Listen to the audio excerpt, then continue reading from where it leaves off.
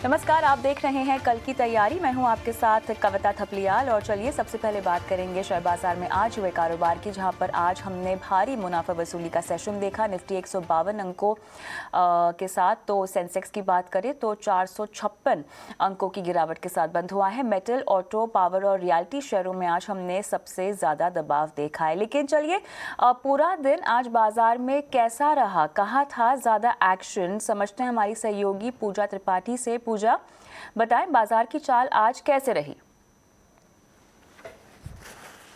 बाजार में लगातार दूसरे दिन मुनाफा वसूली हावी रही और निफ्टी की बात करें तो ऊपरी स्तरों से 200 अंक, वहीं सेंसेक्स ऊपरी स्तरों से करीब 650 अंक की गिरावट यहां पर देखी गई है।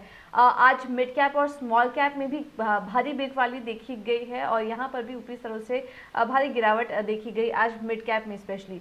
इसके अलावा सरकारी बैंकों को छोड़ सभी सेक्टरल इंडेक्स आज लाल निशान में दिखाई दिए। सबसे ज़्यादा जो दबाव था वो मेटल, रियल्टी और पावर इंडाइसेस ने सबसे ज़्यादा दबाव आज बाजार पे बनाया। निफ्टी गेनर्स की अगर बात करें तो आज भारती एयरटेल था टॉप परफॉर्मर। आज की कमजोर बाजार में भी 4% तक की तेजी भारती एयरटेल में देखी गई। इसके अलावा SBI, Tata Motors, Adani ports, ये कुछ ऐसे स्टॉक्स थे जो कि निफ्टी में आज टॉप गेनर्स थे। निफ्टी लूजर्स की बात करें तो हिंडाल्को में आज काफ़ी ज़्यादा कमजोरी थी। टाइटन में लगातार जो गिरावट का दौर है वो आज भी जारी था। इसके अलावा बीपीसीएल और एचयूएल में भी जो नतीजे आए अनुमान से बेहद कमज़ोर थे, वॉल्यूम ग्रोथ के फ्रंट पर स्पेशली, और नेगेटिव ब्रोकरेज हाउस की भी जो रिपोर्ट्स थी वो भी कुछ नेगेटिव कमेंट्री दिखाई थी। इसके चलते आज एचयूएल के स्टॉक में भी दबाव देखने को मिला। पावर शेयरों में आज भारी बिकवाली देखी गई और लगातार तीसरा दिन था जब पावर शेयर कमजोर थे। इसमें siemens, Adani power, PTC, Tata power में आज के सेशन में कमजोरी देखी गई। इसके अलावा मेटल ने भी बाजार में दबाव बनाने का काम किया आज, और वेदांता और हिंडाल्को के अलावा जिंदल स्टेनलेस और सेल, ये कुछ ऐसे स्टॉक्स थे जहां पर कि आज कमजोरी देखने को मिली। लेकिन इस कमजोरी के माहौल में भी सरकारी बैंकों में आज काफ़ी अच्छा रुझान था, काफ़ी अच्छी खरीदारी देखी गई है। इसमें यूनियन बैंक था आज टॉप पर, करीब 4% तक की तेज़ी यूनियन बैंक में देखी गई। इसके बाद IDBI bank, bank of Baroda, Canara bank, ये कुछ ऐसे स्टॉक्स थे जहां पर कि आज ट्रेंड के विपरीत कारोबार होता हुआ दिखाई दिया और अच्छी तेज़ी आज सरकारी बैंकों में देखी गई। शुक्रिया पूजा तमाम मार्केट राउंड अप के लिए। लेकिन चलिए बाजार के रुख पर गोल्डीलॉक्स प्रीमियम रिसर्च के गौतम शाह का कहना है कि बाजार में काफ़ी तेज़ी आ चुकी है और बाजार में आगे कंसोलिडेशन दिखाई दे सकता है। देखिए, मार्केट के बारे में बात करें तो मार्केट डेफिनेटली काफी ओवरबॉट और ओवर एक्सटेंडेड था। There is no doubt about that. आप कोई भी टेक्निकल स्टडी ले लीजिए, चाहे वो डेली चार्ट पे हो या वीकली चार्ट पे हो, ये पता लग रहा था कि पिछले 5-7 दिनों में जिस तरह का मूव था, एक ब्लो ऑफ था, एक मैडनेस थी स्क्रीन पे, और जब वो फेज आती है तो it generally leads to a mini top out. मेरे हिसाब से वो हुआ है। 18,600 एक इंपॉर्टेंट लेवल था जो हमारा वर्किंग टारगेट था काफी दिनों से। वो नंबर मार्केट ने कल मॉर्निंग को टेस्ट किया और वहां से एक छोटी सी रिवर्सल हमने को देखने को मिली है। तो मुझे लगता है कि एक बार के लिए मार्केट अब थोड़ा सा कंसोलिडेशन फेज में चला जाएगा। It needs price and time consolidation. और जैसे आपने ठीक कहा कि रिजल्ट्स के रिएक्शंस अच्छे नहीं रहे, क्योंकि market has factored in a lot of positives. अगर आप पिछले 2 महीना में देखें तो मार्केट ने ये समझ लिया है कि पिछले अगले 2 क्वार्टर के रिजल्ट अच्छे रहेंगे, और क्योंकि वो फैक्टर्ड इन थे, कुछ भी डिसअपॉइंटमेंट अगर आती है तो मार्केट उसको हैंडल नहीं कर पाता है, और उसके कारण हमने ये रिएक्शन देखा। तो मेरे हिसाब से बाजार यहाँ से ज्यादा ऊपर नहीं जाएगा, ज्यादा नीचे भी नहीं जाएगा, क्योंकि मीडियम टर्म ट्रेंड अच्छी है। नीचे में 17,240 का इंपॉर्टेंट सपोर्ट है, उसके नीचे 17,050। तो मेरे हिसाब से ये 2 लेवल सपोर्ट लेवल्स रहेंगे, और ऊपर की तरफ 18,600 के ऊपर जाना अब थोड़ा सा डिफिकल्ट लग रहा है। स्टॉक्स को देखें तो they went up anywhere between 50 to 150%। So short term में थोड़ी सी ओवरहीटेड हो सकते हैं, बट अगर हम लॉन्ग टर्म चार्ट्स की बात करें और अगले 12 से 18 महीनों की बात करें तो आई थिंक डीएलएफ अभी भी इस लेवल से काफी अच्छा लगता है। मुझे लगता है कि 20 से 50% की तेजी यहां से भी मिल सकती है। ओवरऑल रियलिटी काफी अच्छा लगता है। आई थिंक इस स्टॉक ने 5 साल का ब्रेकआउट देखा, तो anything around 900 overall realty becomes a buy. Indiabulls real estate relatively underperform इस स्टॉक ने किया, बट देन अगर आप देखें तो ये 80 रुपया से चला था और 80 का ये डबल हुआ पिछले 6 महीनों में, और यहां से भी काफी तेजी मुझे लगती है। तो इंडियाबुल्स रियल एस्टेट भी 220 से 250 के लेवल तक जा सकता है। तो अभी के लिए ये 3 स्टॉक्स मेरे फेवरेट्स हैं, और बैंगलोर बेस्ड कंपनीज जो प्रेस्टीज और ब्रिगेड है, मेरे हिसाब से इनमें भी काफी पोटेंशियल है। तो थोड़े डिप्स पे इनमें भी कमिटमेंट बना सकते हैं।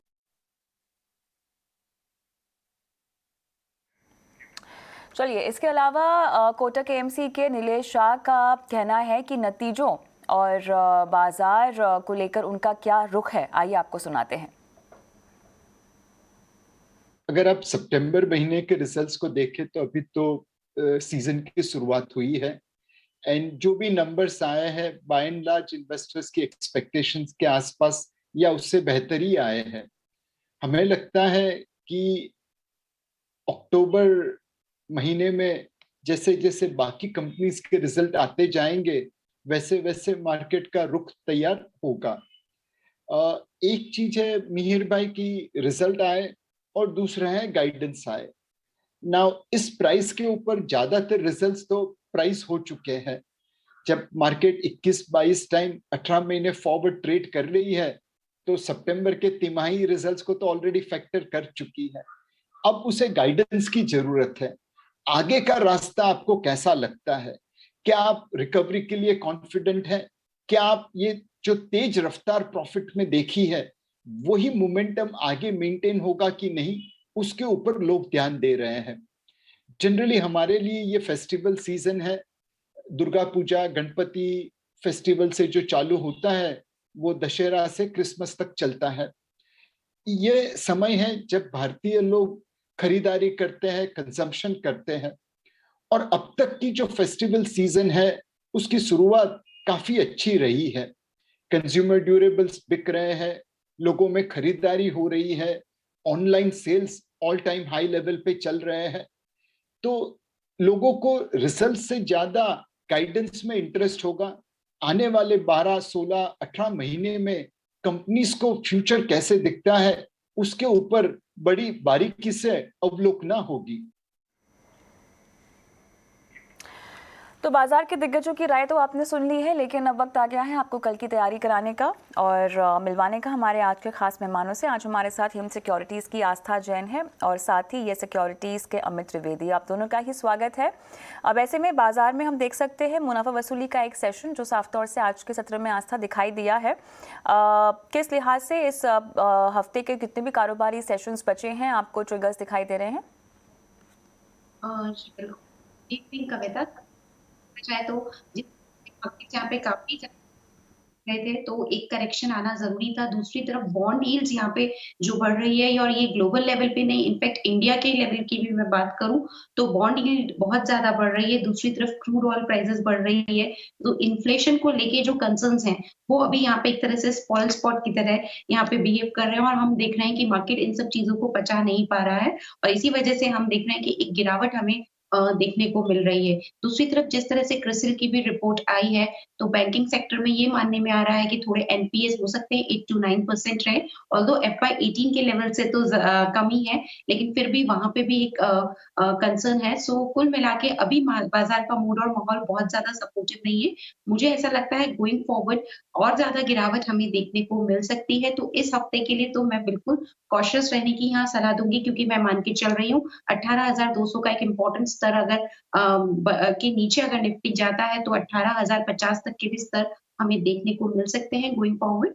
तो अभी यहाँ पे थोड़ा सा मार्केट को दूरी रखने की मैं यहाँ पे राय दूंगी, वेट एंड वॉच करिए। अभी नई खरीदारी के लिए रुकना चाहिए, क्योंकि वहीं पे कॉर्पोरेट अर्निंग्स की भी बात करें तो ये सारे फैक्टर्स हम ऑलरेडी जब मार्केट तेज था तो ये सब डिस्काउंट हो चुके थे। इसलिए अब अगर कॉर्पोरेट अर्निंग्स की भी बात करें तो वहां पे भी बहुत बड़ा सहारा मार्केट को मिलेगा नहीं, और इसी वजह से मुझे लगता है कुछ समय तक हो सकता है कि मार्केट थोड़ा सा यहाँ पे एक वॉलेटाइल मूव दिखाए। तो अभी थोड़ा सा निफ्टी मुझे प्रेशर में लग रहा है, इसीलिए दूरी रखने की सलाह दूंगी। क्या गिरावट और गहरा सकती है, अमित क्या कहेंगे? जी, अगर निफ्टी की अगर बात करें तो एक कंसिस्टेंट अप मूव देखने मिला है। ये कंसेक्यूटिव 6th मंथ है जहां पर निफ्टी में अपसाइड मोमेंटम देखने मिला है, और रिसेंटली हमने देखा कि 3 अपवर्ड गैप जो एक्शन था। So overall from here on अगर बात करें तो एक माइल्ड थ्रोबैक था, वो जरूरी था। Important levels to watch out है 18,150। अगर 18,150 अगर होल्ड करता है निफ्टी तो मोर और लेस एक कंसोलिडेशन फेस निफ्टी में देखने मिल सकता है। बट अगर मैं ऑप्शंस डेटा पे अगर देखूं तो जो हिसाब से स्टॉक्स में आईवीज है, इम्प्लाइड वॉल्स है और जो हिसाब से अर्निंग सीजन भी चल रही है, सो लग रहा है कि स्टॉक्स में जो वोलेटिलिटी रहेगी वो कंटिन्यूड रहेगी, स्पेशली मिड कैप्स में। सो मिड कैप्स में प्रॉफिट टेकिंग पॉसिबल है from near term perspective. Alright, चलिए हम लेकिन कल के लिहाज से तैयारी अगर कराने जाएं आगे तो कल एशियन पेंट्स, टीवीएस और जेएसडब्ल्यू के नतीजे आने वाले हैं। नतीजों को लेकर हमने अपना अनुमान भी तैयार किया है जो हमारे सहयोगी शरद दुबे आपको बताएंगे। शरद, बताएं क्या कहता है आपका अनुमान? कल 3 महत्वपूर्ण नतीजे आने वाले हैं, 2 निफ्टी के और एफएनओ स्टॉक्स में भी ऑलमोस्ट 10 एफएनओ स्टॉक्स आ रहे हैं। उसमें हम लोग टीवीएस मोटर्स लिए। तो सबसे पहले निफ्टी का बारे में बात करते हैं तो एशियन पेंट्स रहेगा फोकस में। इंडिया की लार्जेस्ट कंपनी है, मार्केट शेयर वाइज पेंट्स के लिए ऑलमोस्ट 50% से ज़्यादा है। तो आंकड़े भी एक्सपेक्ट करते हैं क्या हो सकते हैं। याद रखिएगा पिछले साल जो है लो बेस था, देखा गया था। इस साल जो है रेवेन्यूज़ पे जो एक्सपेक्टेशन है ऑलमोस्ट 23% का ग्रोथ देखने का, जो ऑलमोस्ट 6,600 करोड़ तक की आएगी। पैट में भी एक्सपेक्टेशन सिर्फ 4% का ग्रोथ देखने मिलेगा, लेकिन एबिटा में सिर्फ 4% का इजाफा देखने मिलेगा। याद रखिए जो मार्जिन्स पे जो है रॉ मटेरियल्स के इंक्रीजिंग प्राइस के कारण एक प्रेशर जमा रहेगा और मार्जिन्स पे लगभग 400 बेसिस पॉइंट्स का डाउनटिक देख के 19.9% का एक्सपेक्टेशन रहेगा। ओवरऑल वॉल्यूम ग्रोथ की बात करें तो 25% का अनुमान है कि ओवरऑल वॉल्यूम ग्रोथ रहेगा। ये डबल डिजिट रहेगा अक्रॉस सेगमेंट्स, स्पेशली आपके डेकोरेटिव पेंट सेगमेंट में जो है कंपनी फोकस करती है।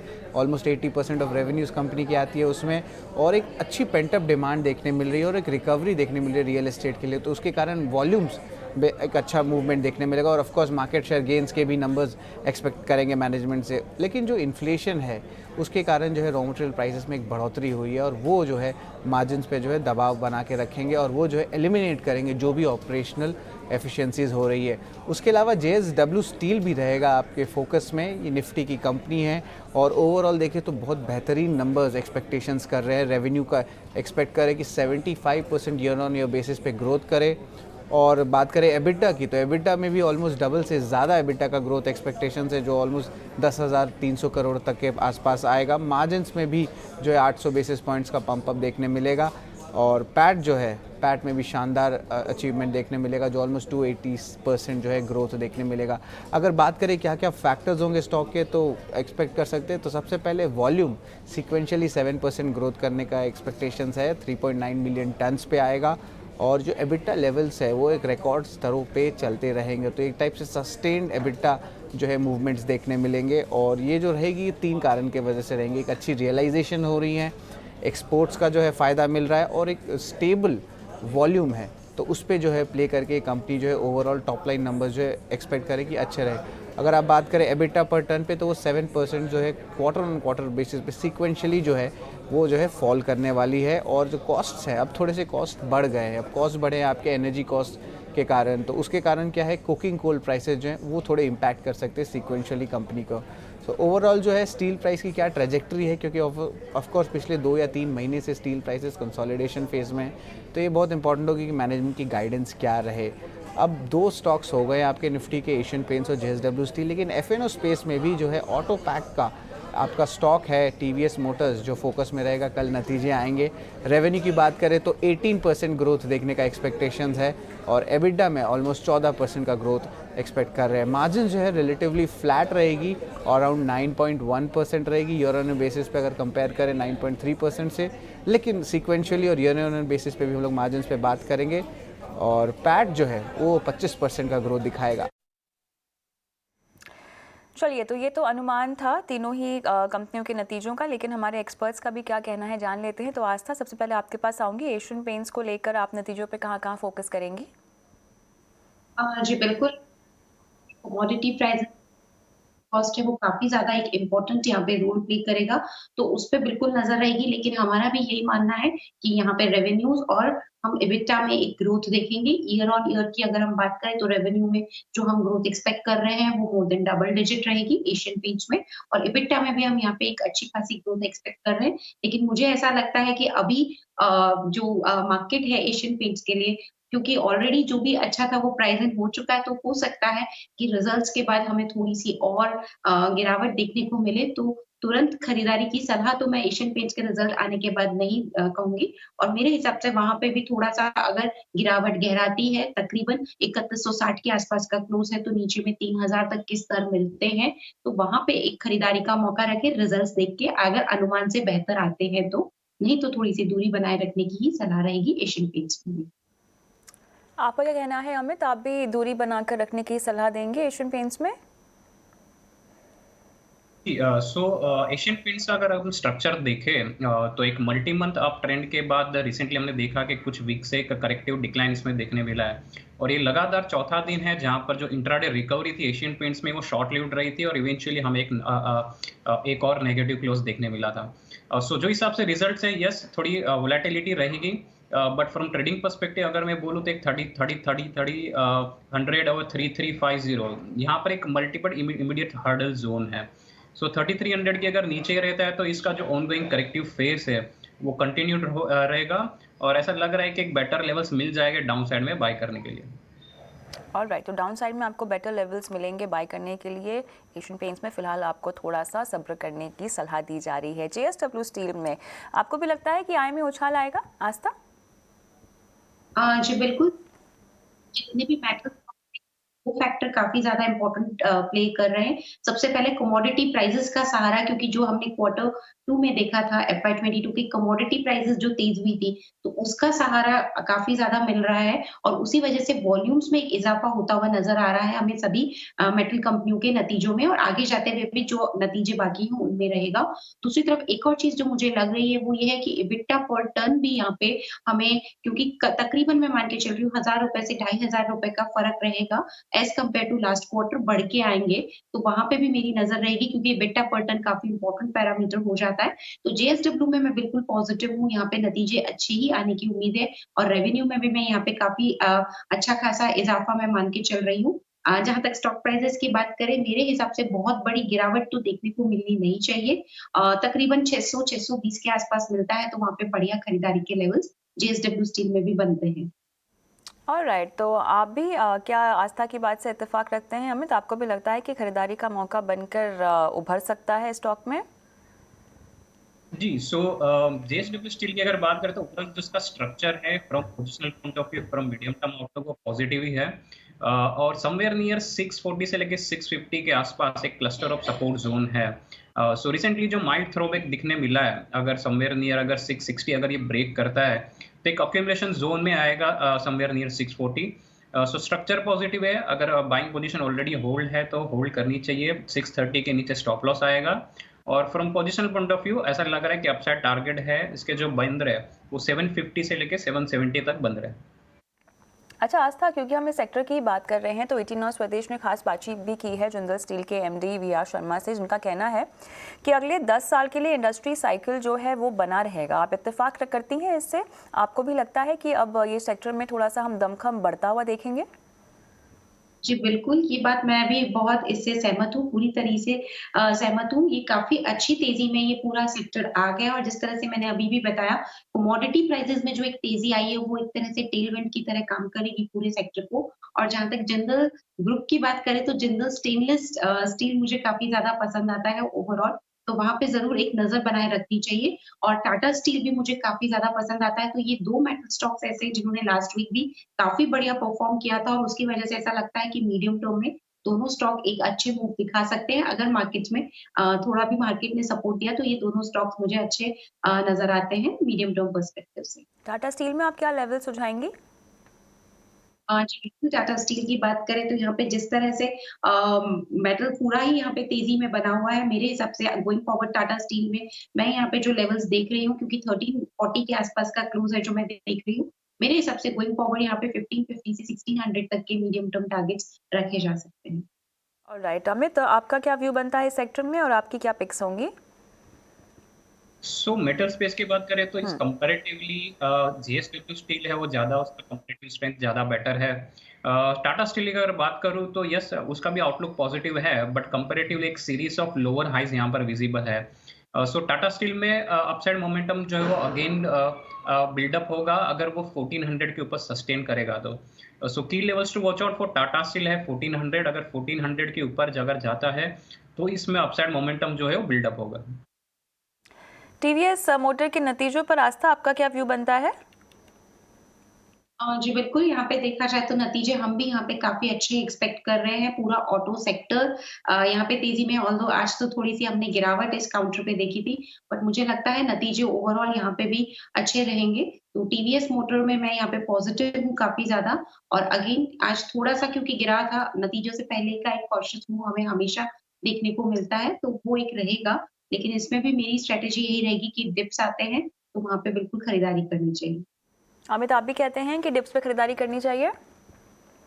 सो कंपैरेटिवली ये इतना स्ट्रांग नहीं है, but yes from trading perspective somewhere near 560 के आसपास एक सपोर्ट है। तो 560 अगर ये होल्ड करता है तो एक माइनर बाउंस देखने मिल सकता है। बट ओवरऑल अगर मैं ट्रेडिंग पर्सपेक्टिव के हिसाब से अगर देखूँ तो इनफैक्ट मैं I would suggest to avoid this stock. So mild upside दिखने मिल सकता है टुवर्ड्स 610 620, बट ये स्टॉक में आई वुड सजेस्ट कि स्ट्रिक्ट स्टॉप लॉस रखना चाहिए बिलो 560। आस्था, आज के सत्र में अगर हम देखें तो सरकारी बैंकों को छोड़कर बाकी तमाम हमने लाल निशान पे ही कारोबार होता हुआ दिखाई दिया है। कुछ फ्रेश बाइंग करने का मौका है? देखा जाए तो तेजी थोड़ी-सी मैं यहाँ पे बातचीत करना चाहूँगी कविता। देखा जाए तो एक तो बैंक रिकैपिटलाइज़ेशन की वजह से सहारा मिल रहा है, दूसरी तरफ गवर्नमेंट का भी जो केपेक्स प्लान है, वो पूरा किक स्टार्ट हुआ है, और तीसरी तरफ जो बेड बैंक की स्थापना हुई है, वो काफ़ी ज़्यादा पॉज़िटिव प्ले कर रही है सरकारी बैंक के लिए। तो इन सब के चलते, क्योंकि ग्रोथ कैपिटल की काफ़ी ज़्यादा ज़रूरत थी सरकारी बैंक को, इतने सालों से हमने देखा है, और वो यहाँ पे पूरी होती हुई नज़र आ रही है, और वही एक यहाँ पे एक पुश था जिसकी वजह से आउट परफॉर्म किया है प्राइवेट सेक्टर बैंक को सरकारी बैंक ने। तो बिल्कुल सरकारी बैंक अच्छे लगते हैं, लेकिन फिर भी मैं जो दिग्गज बैंक है एसबीआई, उसके साथ ज़्यादा पसंद करूँगी as compared to other banks. तो मुझे अभी भी सरकारी बैंक में अगर कोई बैंक बहुत ज़्यादा पसंद आता है तो वो एसबीआई रहेगा। लॉन्ग टर्म में इसमें जो टारगेट्स हैं वो 600 से 650 रह सकते हैं। तो बाइंग ऑन डिप्स की स्ट्रैटेजी रखनी चाहिए। अगेन मार्केट वॉलेटाइल है, तो हो सकता है थोड़ी बहुत गिरावट देखने को मिले, तो बिल्कुल बढ़िया मौके मिलेंगे खरीदारी के एसबीआई में भी। तो वहाँ पे मैं खरीदारी करने की सलाह दूँगी पब्लिक सेक्टर बैंक से। अमित, आपका क्या नजरिया पब्लिक सेक्टर बैंक में? जी, so within banking space अगर देखा जाए तो रिसेंटली ये जो आउट परफॉर्मेंस पीएसयू बैंक्स में देखने मिला है, ऐसा लग रहा है कि इवन गोइंग अहेड ये जो सस्टेनेंस रहेगा पीएसयू बैंक्स में, तो ये जो आउट परफॉर्मेंस है वो कंटिन्यूड रहेगा। अगर स्टॉक्स की बात करें तो यस, काफ़ी सिलेक्टेड स्टॉक्स बढ़ सकते हैं और it's better to stay with leader. So SBI तो है ही समवेयर नियर 470 480 के आसपास क्लस्टर ऑफ सपोर्ट जोन है, और ऐसा लग रहा है कि एसबीआई में जो स्ट्रेटेजी रहनी चाहिए वो बाय ऑन डिप्स ही होनी चाहिए।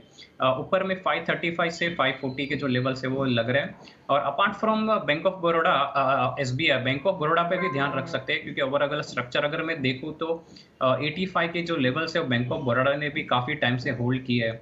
So from trading perspective bank of Baroda पे भी ध्यान रख सकते हैं। 90 के ऊपर सस्टेन करता है तो एक अपसाइड मोमेंटम इसमें भी देखने मिल सकता है। 102 के टारगेट जो है बैंक ऑफ बड़ौदा के लिए पॉसिबल है। ऑलराइट, अब शो का वो सेगमेंट जिसका सबको बेसब्री से इंतजार होता है, आपके सुपर शेयर्स पर राय। आस्था, शुरुआत आपसे करेंगे। जी बिल्कुल, सीआई ऑटोमोटिव काफ़ी ज़्यादा पसंद आता है। देखा जाए तो बेहतरीन नतीजे इस काउंटर में हमें देखने को मिले हैं। दूसरी तरफ जिस तरह से ईवी का यहाँ पे सेल्स है, वो आगे जाते हुए कंपनी काफ़ी बढ़िया तरीके से यहाँ पे अप्लाई करने वाली है।